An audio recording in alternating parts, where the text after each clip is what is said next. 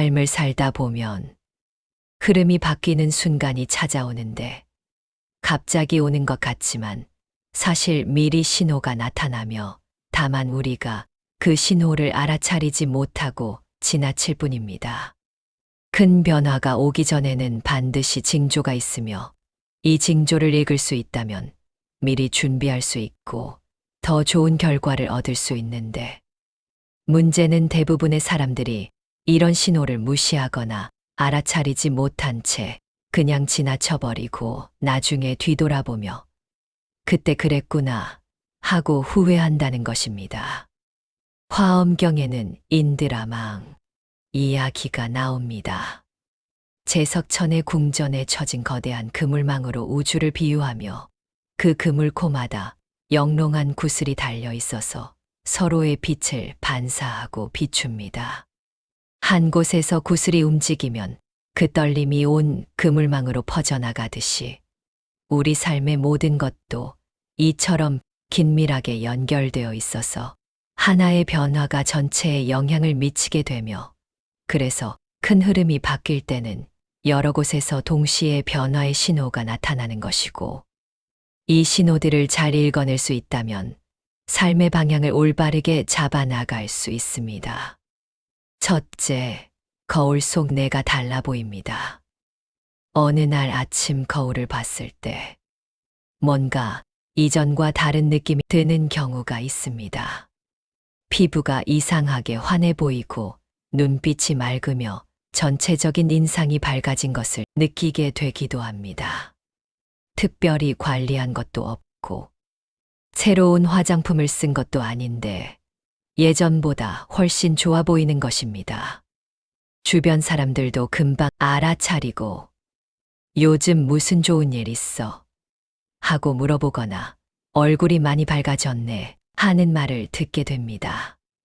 정작 본인은 특별히 달라진 게 없다고 생각하는데 다른 사람들이 먼저 변화를 감지하는 것입니다.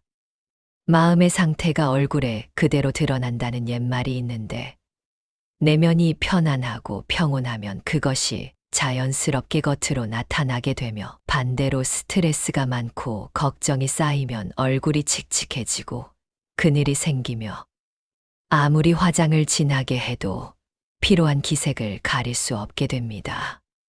그러나 마음에 여유가 생기고 긍정적인 에너지가 차오르기 시작하면 얼굴의 생기가 돌기 시작하는데 이마가 환해지고 표정이 부드러워지며 자연스러운 미소가 얼굴에 머물게 되고 이것이 바로 큰 변화가 다가오고 있다는 첫 번째 신호입니다. 또한 갑자기 외모에 신경을 쓰고 싶어지는데 새로운 옷을 사고 싶고 머리 모양을 바꾸고 싶으며 자신을 가꾸려는 마음이 저절로 생겨나게 됩니다. 이런 변화는 자존감이 회복되고 있다는 증거이며 자신을 소중히 여기기 시작했다는 뜻으로 볼 수 있는데 그래서 큰 흐름이 바뀔 때는 가장 먼저 얼굴과 외모에서 신호가 나타나며 거울을 보는 자신의 모습이 예전과 다르게 느껴진다면 좋은 변화가 다가오고 있다는 신호로 받아들이면 됩니다. 둘째, 공간을 비우고 싶어집니다. 갑자기 집이 답답하게 느껴지기 시작하는데 쌓인 물건들이 눈에 거슬리고 오래된 옷, 안 쓰는 가구, 깨진 물건들이 하나하나 눈에 들어오며 예전에는 아무렇지도 않았던 것들이 이제는 짐처럼 느껴지기 시작하는 것입니다. 그래서 정리를 시작하게 됩니다. 하나씩 꺼내보고 버릴 것과 남길 것을 구분하며 아까워서 붙들고 있던 것들을 과감하게 내보내게 되고 정리하고 나니 공간이 넓어지고 숨통이 트이는 느낌이 들게 됩니다.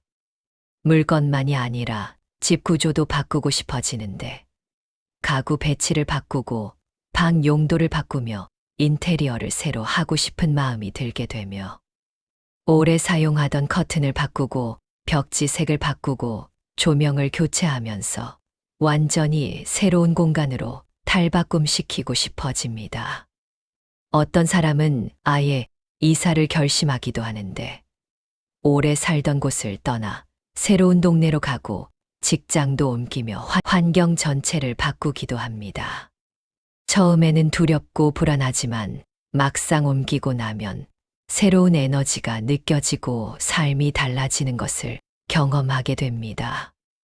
옛 어른들이 말씀하셨는데 집이 깨끗해야 복이 들어온다고 하셨고 정체된 기운을 흘려보내야 새로운 기운이 들어온다고 하셨으며 이 말씀은 단순한 미신이 아니라 오랜 세월 축적된 지혜입니다.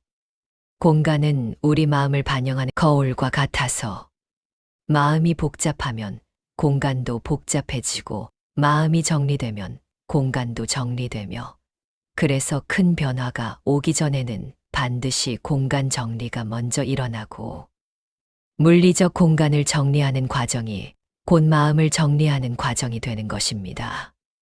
셋째, 중심이 내부로 이동합니다. 밖을 보던 시선이 서서히 안을 향하기 시작하는데 남의 평가가 신경 쓰이지 않고 타인의 시선에서 자유로워지며 예전에는 다른 사람들이 나를 어떻게 생각할지 항상 걱정했지만 이제는 그런 것들이 중요하지 않게 느껴집니다.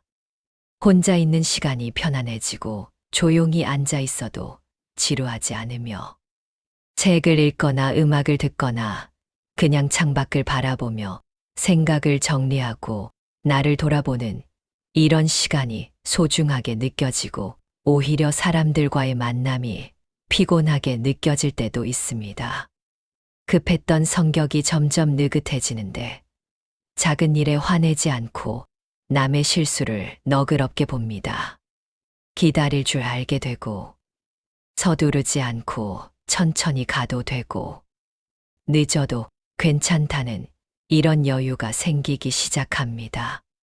반대로 자신에게는 더 엄격해지는데 나태함을 경계하고 약속을 지키며 규칙적으로 살려고 노력하게 되고 남에게는 관대하되 자신에게는 엄격한 외유내강의 모습으로 변해가는 것입니다.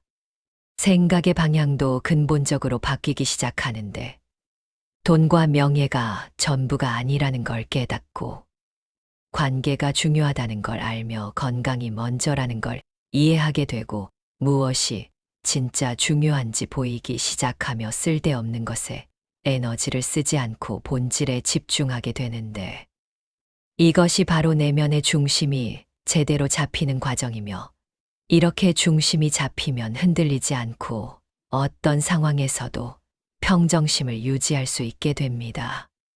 넷째, 시련의 계절을 지나갑니다. 큰 변화가 오기 전에는 반드시 힘든 시기가 찾아오는데 일이 꼬이기 시작하고 관계가 틀어지며 건강이 안 좋아지는 등 여러 가지 어려움이 동시다발적으로 일어나고 왜 이런 일이 생겼는지 이유를 모르겠으며 억울하고 화가 나고 세상을 원망하게 됩니다. 하지만 이것은 준비 과정이라는 것을 알아야 하는데 마음의 그릇을 넓히는 시간이며 작은 그릇에는 작은 것만 담을 수 있고 큰 그릇에는 큰 것을 담을 수 있듯이 큰 복을 받으려면 그만큼 큰 그릇이 필요하고 그 그릇을 키우는 과정이 바로 지금 겪고 있는 고통인 것입니다. 무학대사의 이야기가 있습니다. 산에서 호랑이를 만나 눈이 마주쳤을 때 온몸이 얼어붙어 놀라서 도망가다가 앞에 낭떠러지가 나타났으며 더 이상 갈 곳이 없었고 죽음이 눈앞이었습니다. 그때 바위 틈에 산딸기가 보였고 손을 뻗어 하나를 따먹었는데 달았으며 평생 먹어본 어떤 음식보다 달았습니다. 그 순간 무학대사가 깨달은 것은 죽음이 코앞에 있어도 지금 이 순간의 산딸기는 달콤하다는 것을 깨달게 됩니다. 우리도 마찬가지입니다. 고통 속에서도 감사를 찾을 수 있고 작은 것에 감사하는 마음이 생기면 고통이 견딜만해지며 지나고 나면 그 시간이 나를 성장시켰다는 걸 알게 됩니다. 힘들 때는 일기를 쓰는 것이 도움이 됩니다. 오늘 감사한 일 3가지만 적어 보십시오. 처음엔 어렵지만 계속하다 보면 눈이 열리고 세상이 다르게 보이기 시작하며 감사일기를 쓰면 부정적인 생각에서 벗어나 긍정적인 에너지를 키울 수 있고 대운이 들어왔을 때 그것을 잘 받아들일 수 있는 준비가 되는 것입니다. 다섯째, 도움의 손길이 나타납니다. 어려울 때 누군가 나타나게 되는데 예상치 못한 사람이 돕고 오래 연락 안 하던 친구가 전화하거나 새로 만난 사람이 기회를 주거나 우연히 마주친 사람이 중요한 조언을 해주는 등 귀인이 나타나는 것입니다. 내 삶을 바꿔줄 사람이며 때로는 위치가 높은 사람이고 때로는 평범한 이웃이며 때로는 전혀 예상치 못한 분야의 전문가인데 누구든 상관없고 중요한 것은 도움을 받아들일 준비가 되어 있느냐는 것이며 자존심 때문에 거절하지 말고 미안해하지 말며 감사히 받아들여야 합니다. 동시에 오래된 연결도 끊어지기 시작하는데 피곤한 관계가 정리되고 억지로 만나던 사람들이 멀어지며 의미 없는 모임이 자연스럽게 사라지고 처음에는 외로울 수 있지만 곧 깨닫게 됩니다. 빈자리가 생겨야 새로운 사람이 올 수 있다는 것을 알게 됩니다. 그 자리에 진짜 나를 이해하는 사람이 오고 함께 성장할 사람이 오게 됩니다. 서로 돕는 관계가 만들어지면서 나 자신도 베풀고 싶어지고 누군가를 돕고 싶으며 나눔의 기쁨을 알게 되고 주고받는 것이 균형을 이루게 되며 이것이 진정한 관계의 시작이고 좋은 흐름이 들어오고 있다는 확실한 신호입니다. 마음이 삶을 만듭니다.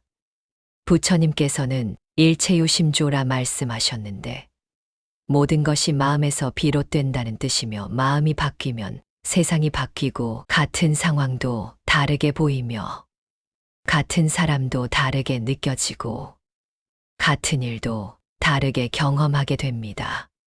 좋은 마음을 가지면 좋은 세상이 펼쳐지고 나쁜 마음을 가지면 나쁜 세상이 펼쳐지니 항상 긍정적으로 생각하고 좋은 것을 보고 좋은 말을 하고 좋은 생각을 하면 좋은 일이 일어나는 것입니다. 자신을 돌아보십시오. 성격에는 반드시 장점과 단점이 있습니다. 어떤 사람은 소심하다고 자책하지만 이것은 신중하고 생각이 깊다는 뜻이기도 하며 융통성이 없다고 여겨지는 성격은 원칙을 지키는 사람일 수 있습니다. 말이 없다고 답답해하지만 이것은 경청을 잘하는 사람일 수 있고 느리다고 조급해하지만 이것은 꼼꼼하고 정확한 사람일 수 있는데 이처럼 단점이라 생각했던 것이 사실은 장점일 수 있으니 자신의 성격을 정확히 파악하고 적절한 영역에서 발휘하십시오. 동물들을 보면 자기만의 특기를 가지고 살아갑니다. 매는 시력이 좋아서 높은 곳에서도 먹이를 정확히 찾아내고 사자는 위풍당당한 기세로 초원의 왕이 되며 거북이는 느리지만 꾸준히 가서 결국 목표에 도달합니다. 사람도 마찬가지입니다. 자신만의 강점을 찾아 그것을 발휘하면 누구나 자기 분야에서 빛날 수 있으며 남과 비교하며 자신을 탓하기보다는 자신만의 색깔을 찾아 그것을 키워나가는 것이 중요합니다. 장점은 더욱 키우고 단점은 조금씩 고쳐나가면 되는데 성격은 타고나지만 얼마든지 바꿀 수 있으며 노력하면 반드시 변화합니다. 좋은 습관을 하나씩 만들어 가십시오. 매일 아침 일찍 일어나는 습관, 규칙적으로 운동하는 습관, 독서하는 습관, 긍정적으로 생각하는 습관을 들이면 성격도 자연스럽게 좋아지고 삶의 질도 높아지며 운도 따라오게 됩니다. 고요한 시간을 가지십시오. 현대인들은 아주 바쁘게 살아갑니다. 바쁘다는 핑계로 정작 중요한 것을 놓치고 살아갑니다. 하루에 몇 분이면 충분하니 조용히 앉아 숨을 쉬고 생각을 비우십시오. 처음에는 잡념이 많지만 계속하다 보면 마음이 맑아지고 평온함을 느끼게 되며 이렇게 고요한 시간을 가지다 보면 진정으로 원하는 것이 무엇인지 알게 되고 삶의 방향을 찾게 되며 혼란 속에서도 중심을 잡을 수 있게 됩니다. 명상이나 참선은 특별한 것이 아니라 단지 조용히 앉아 호흡에 집중하는 것입니다. 들숨과 날숨을 관찰하면서 마음을 고요히 하면 어지러운 생각들이 가라앉고 맑은 정신이 돌아오며 문제의 해답이 저절로 떠오를 때가 있습니다. 바쁘다고 이 시간을 건너뛰지 마십시오. 오히려 바쁠 때일수록 잠시 멈추고 호흡을 가다듬는 시간이 필요하며 이렇게 고요한 시간을 통해 에너지를 충전하고 다시 일어설 힘을 얻을 수 있습니다. 남과 비교하지 마십시오. 각자의 길이 다르고 각자의 속도가 다른데 남의 성공을 보며 초조해하고 남의 행복을 보며 불행해하는 것은 자신을 괴롭히는 일입니다. 내가 가진 것에 감사하십시오.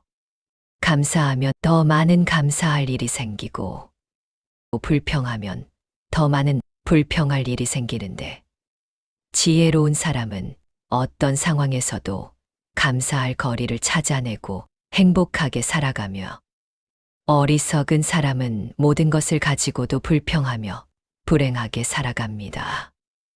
옆집 사람이 새 차를 샀다고 부러워하지 마십시오. 친구가 승진했다고 비교하지 마십시오. 형제가 돈을 많이 번다고 초조해하지 마십시오. 그들은 그들의 길을 가는 것이고 나는 나의 길을 가는 것인데 각자의 시간표가 다르고 각자의 과제가 다르며 각자의 목표가 다릅니다. 내가 가진 것에 집중하고 내가 할 수 있는 것에 최선을 다하면 그것으로 충분하며 그렇게 살다 보면 어느새 내 삶도 풍요로워지고 남을 부러워할 필요가 없어집니다. 실패를 두려워하지 마십시오. 실패는 성공의 어머니이며 배움의 기회인데 좌절 속에 성공의 씨앗이 숨어 있으니 포기하지 않으면 언젠가 반드시 꽃을 피우게 됩니다. 성공한 사람들을 보면 실패를 많이 경험한 사람들이며 실패할 때마다 배우고 성장했기 때문에 결국 성공할 수 있었던 것입니다. 중요한 것은 실패를 어떻게 받아들이느냐이며 실패에서 배우고 다시 일어서는 것이 진짜 성공으로 가는 길입니다. 어린아이가 걸음마를 배울 때를 보십시오. 수없이 넘어지고 일어서면서 결국 걷게 됩니다. 한 번 넘어졌다고 포기하는 아이는 없으며 계속 시도하다 보면 반드시 걷게 됩니다. 우리도 마찬가지입니다. 처음에는 서툴고 실수도 많지만 계속 시도하고 배우면서 점점 나아지고 결국 목표에 도달하게 되니 실패를 두려워하지 말고 과감히 도전하고 넘어지면 다시 일어서면 됩니다. 단순하게 사십시오. 현대인은 너무 많은 것을 소유하려 하고 너무 복잡하게 살아가는데 복잡한 것을 버리고 본질에 집중하며 진짜 중요한 것만 남기십시오. 그러면 자유롭고 가볍게 살 수 있으며 여유롭게 아름다운 것들을 느낄 수 있습니다. 동물은 배불리 먹고 아프지 않으면 행복하다고 느낍니다. 사람도 사실은 비슷하지만 불필요한 욕심 때문에 스스로를 불행하게 만들고 있습니다. 단순한 삶은 꿈과 이상을 포기하라는 것이 아니라 삶의 본질과 핵심을 강조하는 것이며 불필요한 것을 과감히 버리면 진짜 중요한 것이 보이고 그것에 집중할 수 있게 되는 것입니다. 옷장을 열어보십시오. 입지 않는 옷이 얼마나 많습니까? 집안을 둘러보십시오. 쓰지 않는 물건이 얼마나 많습니까? 이런 것들을 과감히 정리하면 공간도 넓어지고 마음도 가벼워지며 정말 필요한 것만 남기고 살면 삶이 훨씬 단순해지고 여유로워집니다. 인간관계도 마찬가지인데 피곤한 관계를 억지로 유지할 필요가 없고 의미 없는 모임에 시간을 낭비할 필요가 없으며 진짜 소중한 사람들과 깊은 관계를 맺고 그들과 함께 시간을 보내는 것이 훨씬 가치 있습니다. 양보다 질이 중요한데 수많은 지인보다 진짜 친구 몇 명이 낫고 피상적인 관계보다 깊은 유대감이 나으며 이렇게 관계를 정리하고 단순하게 살면 삶의 만족도가 훨씬 높아집니다. 큰 흐름이 바뀔 때는 반드시 신호가 나타납니다. 거울 속 얼굴이 달라 보이고 공간을 정리하고 싶어지며 중심이 자기 자신으로 향하고 시련을 겪으며 도움의 손길이 나타나는 이런 신호들을 놓치지 마십시오. 잘 받아들이고 준비하면 좋은 흐름을 탈 수 있고 삶이 새로운 방향으로 펼쳐지게 됩니다. 이 모든 변화는 결국 마음에서 시작되니 마음을 바꾸면 운명이 바뀝니다. 이것은 미신이 아니라 진리이며 수많은 사람이 경험으로 증명한 사실입니다. 오늘 말씀드린 5가지 징조를 잘 살펴보시고 마음을 다스리는 방법을 실천하신다면 여러분의 삶에 분명히 좋은 변화가 찾아올 것이며 큰 흐름이 바뀌는 순간을 놓치지 않고 잘 받아들일 수 있을 것입니다. 첫째로 아침에 거울을 볼 때마다 자신의 얼굴을 관찰하고 변화를 느껴보십시오.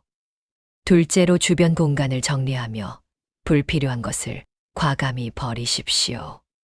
셋째로 혼자만의 시간을 가지며 내면의 소리에 귀 기울이십시오. 넷째로 힘든 시기가 와도 그 속에서 감사를 찾으십시오. 다섯째로 도움의 손길이 나타날 때 겸손히 받아들이고 또한 남에게도 베푸십시오. 이 5가지를 실천하며 살아간다면 흐름이 바뀌는 시기를 잘 알아차릴 수 있고 그 흐름에 올라타 더 나은 삶을 살아갈 수 있으며 자신뿐만 아니라 주변 사람들에게도 좋은 영향을 미치는 사람이 될 수 있습니다. 여러분 모두에게 좋은 흐름이 찾아오기를 기원합니다.